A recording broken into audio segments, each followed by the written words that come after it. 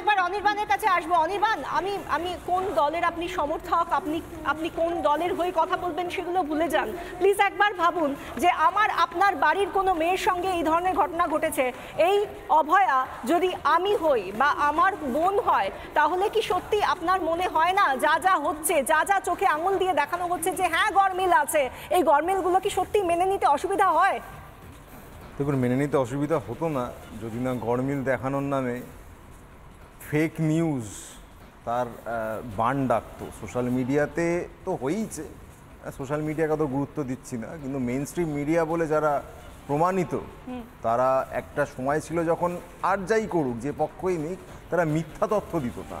এমনকি ধরুন গণশক্তি একটি বিশেষ দলের মুখপত্র হলেও তারা তথ্যটা মিথ্যে দিত না, ওপিনিয়নটা তার মতো বায়াস রাখলেও রাখতে পারত। প্লিজ আমি যে প্রশ্নটা করলাম সেই প্রশ্নটা আসলে মিডিয়ার ভূমিকা নিয়ে কি এখানে কোনো প্রশ্ন ছিল?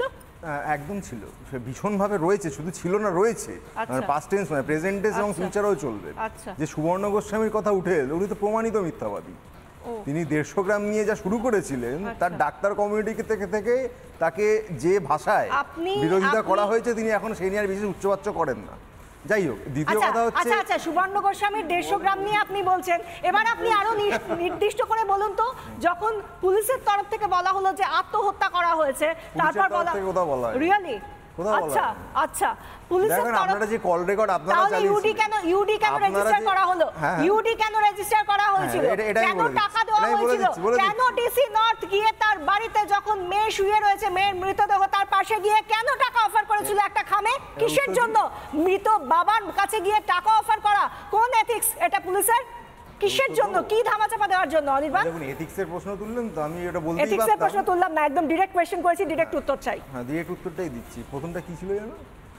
ভুলে যাওয়াটাই স্বাভাবিক, যুক্তি তো নেই। আপনি প্রশ্নের বদলে ওপিনিয়ন দিচ্ছেন, প্রথমটা ভুলে গেলেন। হাইকোর্ট প্র্যাকটিক্যালি রাজ্য সরকারকে জুতো মেরেছে, একদম জুতো মেরেছে। একটা প্রিন্সিপাল, একটা কলেজের অথরিটি, তার একজন স্টুডেন্টের আনকনসিয়াস বডি রিপোর্টের অবজারভেশন ভুললেও চলবে না। প্লিজ বলুন। যে কোনো ডেথে আমি নন প্র্যাকটিসিং অ্যাডভোকেটদের সাথে কথা বলি না, নন প্র্যাকটিসিং অ্যাডভোকেট যারা যে কি আছে না আছে ওরা ফালতু কথা বলে। প্লিজ আমরা ডিভিয়েট হতে দেব না, অভয়ার জন্য কথা বলাটা প্রয়োজন। ক্রিমিনাল ট্রায়াল করা আগের দিন বলছিলেন না, পোস্টমর্টম অটোপসি আলাদা, ও তো বোঝায় ওখানে বুঝে গেছি। আপনি অনির্বাণ কৌস্তভকে নিয়ে বলবেন না, আপনি বলুন ডিসি নট কেন গিয়েছিলেন?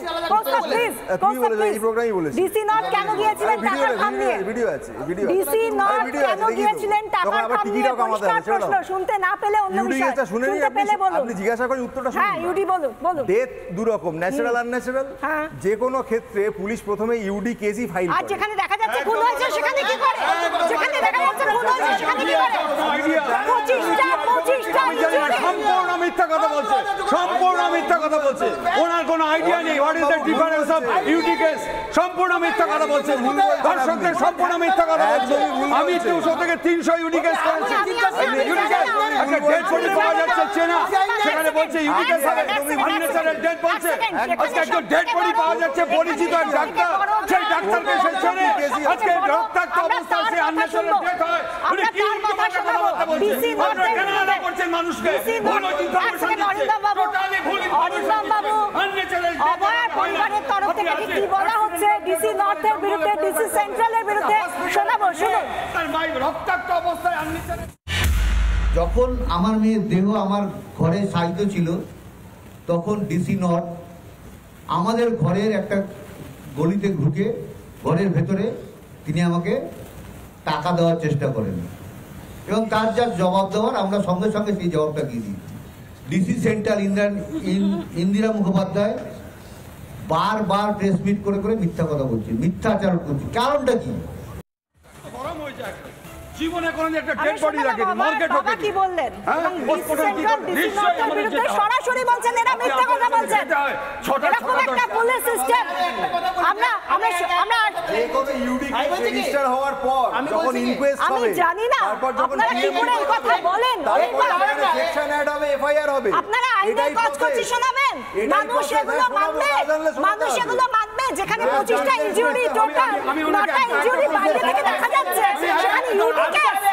আমি তো এই মামলায় আর্গুইং কাউন্সিল ছিলাম, যিনি বলছেন তাকে আমি কোনোদিন কোনো মামলা আর্গিউ করতেও দেখিনি। চিফের বক্তব্য ছিল, অনারেবল হাইকোর্টের চিফ জাস্টিস ইউডি কেসের পয়েন্টে রাজ্য সরকারকে যাতা বলেছে। যে রাজ্য সরকার কি করে এখানে ইউডি কেস করলো শুনেছি ওটা। এবং মামলা চলাকালীন এই নন প্র্যাকটিসিং অ্যাডভোকেটদের এই হচ্ছে সমস্যা। নন প্র্যাকটিসিং অ্যাডভোকেটদের আমি বুঝতে পেরেছি। একবার সৈকতের কাছে যাব। সৈকত, হ্যাঁ